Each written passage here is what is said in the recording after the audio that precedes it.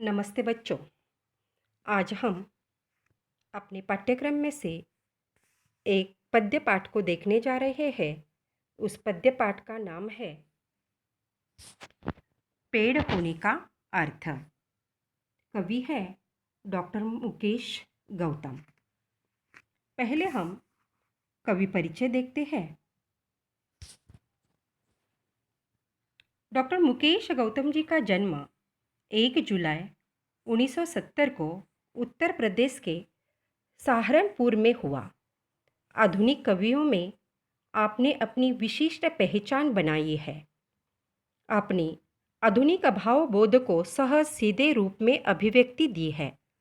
वर्तमान मनुष्य की समस्याएं और प्रकृति के साथ हो रहा क्रूर मजाक आपके काव्य की प्रखरता से उभर कर आते हैं।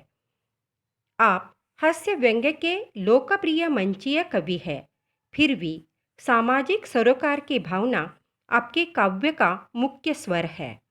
आपकी समग्र रचनाओं की भाषा अत्यंत सरल, सहज है तथा मन को छू जाती है। आपके काव्य में बड़े ही स्वाभाविक और लोक व्यवहार के बिंब, प्रतीक और प्रतिमान आते हैं, जो प्रभावशाली ढंग से आपके भावों और विचारों का संप्रेषण पाठकों तक करते हैं। आपकी प्रमुख कृतियाँ यानी आपकी रचनाएं हैं अपनों के बीच, सतह और शिखर, सच्चाइयों के रूबरू, वृक्षों के हक में, लगातार कविता, प्रेम सार्थक है पेड़, इसकी क्या जरूरत थी, यह आपका कविता संग्रह है। आदि रचनाएं आपकी प्रसिद्ध है, मशहूर है। विधा परिचय। प्रस्तुत काव्य नई कविता की अभिव्यक्ति है। नए भावबोध को व्यक्त करने के लिए काव्य क्षेत्र में नए प्रयोग, शिल्प और भाव पक्ष के स्तर पर किए गए हैं। नए शब्द प्रयुक्त हुए, नए प्रतिमान, उपमान और प्रतीकों को तलाशा गया। फलतः नई कविता आज के व्यस्ततम मनुष्य का दर्पण बन गई है और आसपास की सच्चाई की तस्वीर। अब हम पाठ परिचय देखते हैं। प्रकृति मनुष्य जीवन का स्पंदन है और पेड़ इस स्पंदन का पोषक तत्व है। पेड़ मनुष्य का बहुत बड़ा शिक्षक है। पेड़ और मनुष्य के बीच पुरातन संबंध रहा है। पेड़ ने भारतीय संस्कृति को जीवित रखा है और मनुष्य को संस्कारशील बनाया है।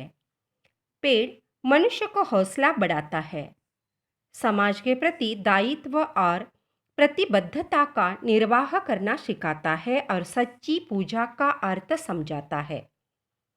कवि ने मनुष्य जीवन में पेड़ के विभिन्न अर्थी भूमिका को स्पष्ट करते हुए उसके होने की आवश्यकता की ओर संकेत किया है।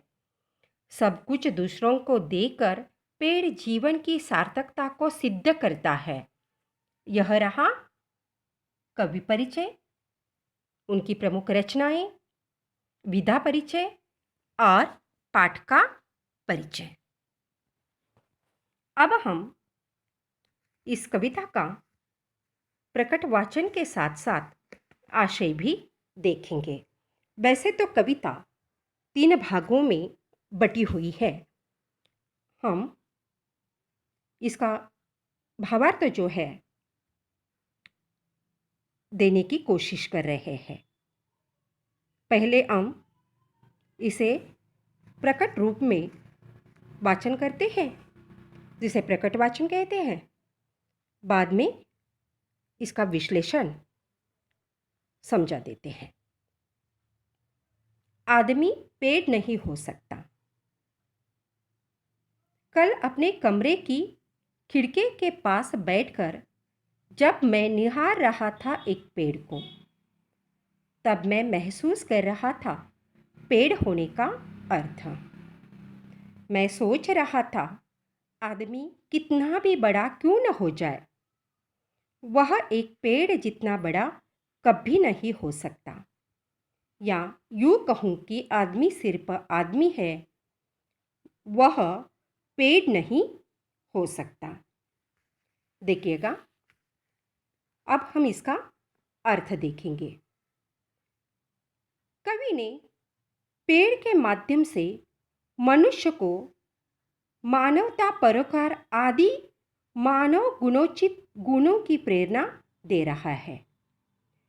कवि अपने कमरे के खिड़की के पास बैठे हैं और बैठते बैठते उन्होंने बाहर झांका और निहारा। निहारा यानी निहारना, जिसे हम मराठी में निरीक्षण करना भी कहते हैं।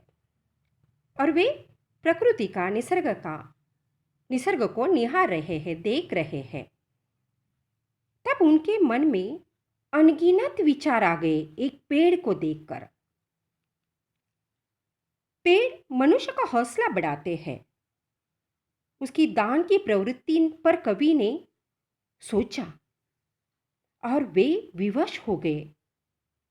उनके मन में, मस्तिष्क में अनगिनत विचार आने लगे और वे आखिर कहते हैं, मनुष्य कितना भी बड़ा क्यों न हो जाए, वह पेड़ जैसा कभी नहीं बन सकता। पेड़ के हौसले से मनुष्य को सीख लेनी चाहिए। इसीलिए कवि कहते हैं, मनुष्य चाहे शरीर से, चाहे धन से कितना भी बड़ा हो जाए, लेकिन पेड़ जितना परोपकारी वृत्ति या त्याग करने की वृत्ति पूरी जिंदगी वे मनुष्य के लिए, मनुष्य के काम आती है। इसीलिए आखिर कवि कहते हैं, आदमी सिर्फ आदमी है, वह पेड़ नहीं हो सकता।